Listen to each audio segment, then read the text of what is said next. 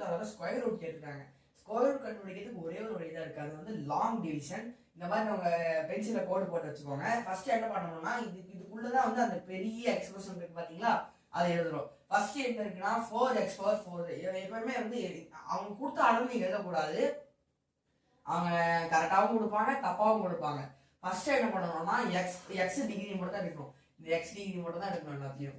அது 9 வந்து அது தனியாக விட்டுருங்க. இதுல இருக்கிறது பெருசு என்னது, x⁴ தான் பெருசு. அப்படின்னா அதை எழுதிக்கலாம் 4x⁴. அடுத்து என்ன இருக்கு, x³ தான் பெருசு. இங்க பாத்தீங்கன்னா x³ இருக்கு, -28x³. அடுத்து என்ன இருக்கு, 37x² இருக்கு, +37x². சைன்ஸை மாத்தி போடக்கூடாது, கரெக்டா போடணும். அடுத்து வந்து என்ன இருக்கு, x தான், அப்போ +42x +9. ஏன்னா 9 வந்து எதுலையுமே இல்லை, 9 வந்து அப்படியே போட்டுக்கணும். இந்த ஸ்டெப் முடிஞ்ச உடனே நீங்க அசெண்டிங் அழகா செக் பண்ணிக்கிட்டு இப்போ என்ன பண்ணணும்னா ஃபர்ஸ்ட் ஸ்டெப் வந்து இந்த ஃபர்ஸ்ட் டேர்ம் இருக்கு பாத்தீங்களா 4x⁴, அதை மட்டும் தான் இப்போ நீங்க பார்க்கணும். 4x⁴ என்னன்னா தெரியுதுன்னா, ரெண்டு ஒரே நம்பர் மல்டிப்ளை பண்ணா 4x⁴ வரணும். அது என்னதுன்னா, நீங்க ஸ்கொயர் ரூட் கண்டுபிடிக்க போறீங்க. ரெண்டு ஒரே மாதிரி நம்பர் 4x⁴ மல்டிப்ளை பண்ணா 4x⁴ வரணும். ரெண்டு ஒரே மாதிரி நம்பர் மல்டிப்ளை பண்ணா 4 வரணும். அது என்னது, 2 2s are 4 தானே, அதோட கோஎஃபிஷியன்ட் மட்டும் ஃபர்ஸ்ட் எழுதிப்போம். 2 2s are 4. ரெண்டு ஒரே மாதிரி நம்பர், 2 ஒரே மாதிரி இருக்கு, மல்டிப்ளை பண்ணா வருது 4 வருது. அடுத்து x⁴ என்னது, x². x² × x² வந்து x⁴. அப்ப இந்த மாதிரி நீங்க எழுதிக்கலாம். வெளியே ஒரே மாதிரி நம்பர் இருக்கணும். அடுத்து என்ன பண்ணணும்னா இது அப்படியே எழுதிக்கலாம். நீங்க 4x⁴ போட்டு இப்போ இதுல இருந்து சப்ட்ராக்ட் பண்ணா என்ன வரணும், 0 வந்துடும். 0 போட வேண்டாம். அடுத்த ஸ்டெப் வந்து கன்ஃபியூசிங்கா இருக்கும். நீங்க என்ன பண்ணணும்னா எப்பயுமே அடுத்த ரெண்டு டேர்ம் அப்படியே இறக்கணும். சாதாரண டிவிஷன் மாதிரி ஒரு டேர்ம் இறக்குனா வந்து இங்க வந்து வேலைக்கு ஆகாது. லாங் டிவிஷன் ஞாபகம் வச்சு நீங்க ரெண்டு டேர்ம் இறக்கிக்கோங்க.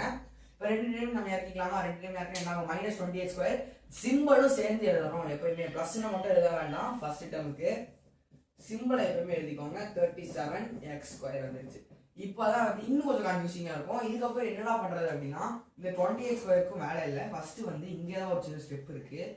எப்பயுமே வந்து ஸ்கொயர் ரூட்ல கண்டுபிடிக்கிற மாதிரி எக்ஸ்பிரஷன் கொடுத்துட்டாங்கன்னா இங்க ஒரு டேர்ம் கிடைச்சிருக்கும்ல, இங்க ஒரு டேர்ம், அது என்ன பண்ணணும்னா 2x ஆல மல்டிப்ளை பண்ணணும். 2 ஆல மல்டிப்ளை பண்ணி மட்டும் தான் போடணும். இப்போ 2 ஆல மல்டிப்ளை பண்ணா என்ன வருது, 2 2s are 4, 4x² வருது. இப்போ நம்ம இந்த மாதிரி ஆரோ போட்டுக்கிட்டா ஈஸியா புரியும். × 2 இப்படி போட்டுக்கிட்டு இப்போ 2x² 2 ஆல மல்டிப்ளை பண்ணா 4x² ஆகும்.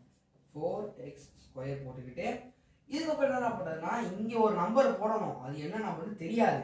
அது எப்படி கண்டுபிடிக்கணும்னா இதுல இருக்க ஃபர்ஸ்ட் டேர்ம், இது என்னது, ஃபர்ஸ்ட் கோஎஃபிஷியன்ட் மட்டும் எடுத்துக்கலாம். ஃபர்ஸ்ட் கோஎஃபிஷியன்ட் எடுத்துக்கணும், இதோட ஃபர்ஸ்ட் கோஎஃபிஷியன்ட் எடுத்துக்கணும். என்ன பண்ணணும்னா இதை மேலே எழுதிக்கணும், -28 மேலே எழுதிக்கணும், கீழே வந்து இந்த கோஎஃபிஷியன்ட் எழுதிக்கணும். இந்த மாதிரி எழுதுனா இப்போ இதை டிவைட் பண்ணணும். டிவைட் பண்ணா என்ன வருது, மேலே கீழே கேன்சல் -7 தான் வரும் ஆன்சர். அப்போ -28/4 வந்து -7 தெரிஞ்சிச்சா. இப்போ நம்ம கிடைச்ச நம்பரை எடுத்து இங்க எழுதணும். இங்க மட்டும் எழுதலாம் போதாது, மேல வந்துகிட்டு அங்கேயே எழுதணும். பக்கத்துல எக்ஸ் போட்டுக்கோங்க. ஏன்னா செகண்ட் டிகிரி ஈக்குவேஷன்ல எப்பவுமே அதை போட்டு முடிச்சோன்னு எக்ஸ் போட்டுக்கோங்க. ஏன்னா x³ நீங்க x³ இருக்கா, 28x³ தானே, இங்க 4x² தானே.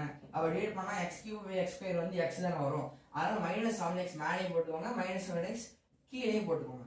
இப்போ வந்து நமக்கு கொஞ்சம் ஈஸியா இருக்கும். இப்போ என்ன ஆகும்னா இந்த -7 எடுத்து இப்போ இதை எடுத்து மல்டிப்ளை பண்ணி எழுதணும்ல, சாதாரண டிவிஷன் ஸ்டெப்புக்கு வந்து இருக்கணும். இதை எடுத்து இங்க பெருக்கி இங்க எழுதணும். அதே மாதிரி இதை எடுத்து இதை பெருக்கி பக்கத்துல எழுதணும். -7x × 4x² என்னது, -28x².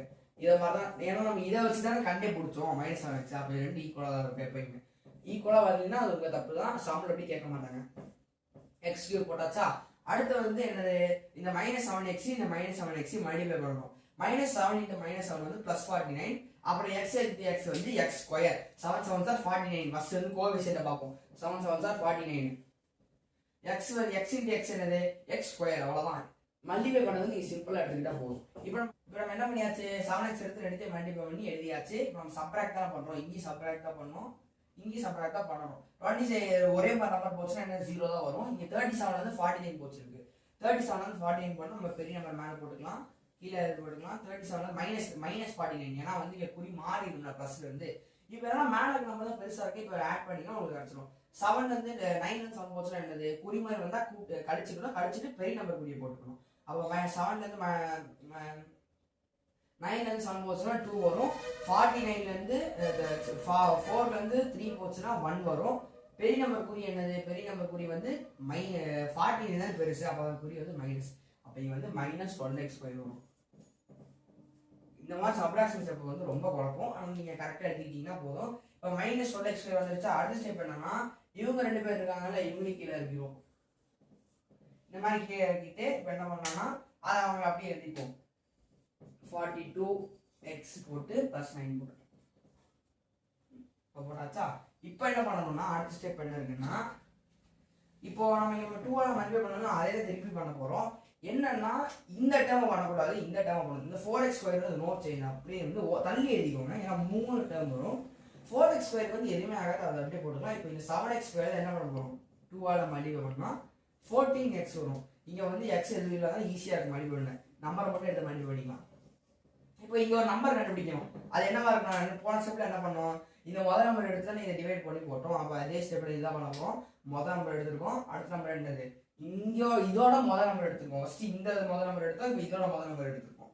இப்போ இந்த முதல் நம்பர் எடுத்து டிவைட் பண்ணணும்ல, மேலே இருக்க நம்பர் தான் இந்த நம்பர் தான் மேலே எழுதணும். -1 மேலே எடுத்துட்டு கீழே என்ன பண்ணணும்?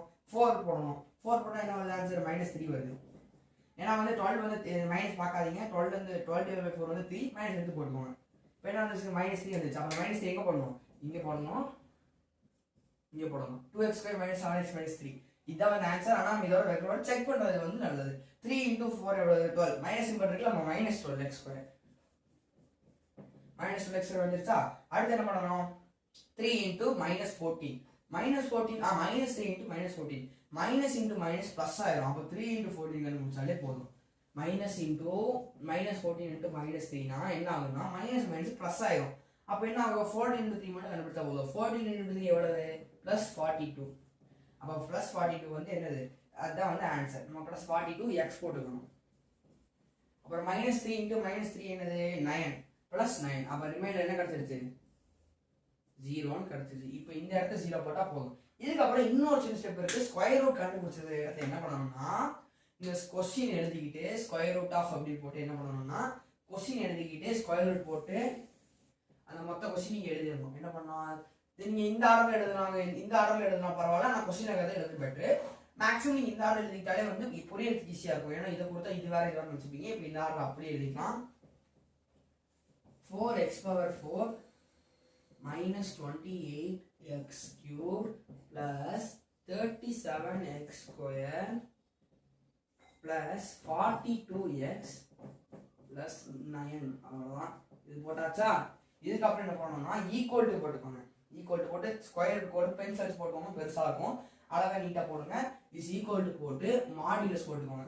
இது கோடு பேர் மாடுலஸ்னு அர்த்தம். எப்பவுமே எந்த ஸ்கொயர் ரூட் நம்பர் தவிர்த்து எக்ஸ்பிரஷன்ல ஸ்கொயர் ரூட் கேட்டாங்கன்னா மாடுலஸ் போட்டுக்கோங்க. இந்த 2 கோடு பேர் அப்சல்யூட் வேல்யூ, மாடுலஸ், இல்லைன்னா இந்த மாதிரி நிறைய பேர் இருக்கு. மாடுலஸ் போட்டுட்டு மேலே இருக்க நம்ம மேலே கிடச்சது மட்டும் தான் ஆன்சர். இதெல்லாம் எதுவுமே சம்மந்தமே இல்லை. மேலே கிடச்சது தான் வந்து ஆன்சர். அப்போ என்ன படிக்கலாம்னா 2x² - 7x - 3 இதுதான் வந்து இந்த நம்பரோட ஸ்கொயர் ரூட். இப்போ ரஃப் ஒர்க்லாம் அடிக்கிறேன். ஒரு சம்மை வந்து கரெக்டாக பார்த்து வச்சுக்கோங்க.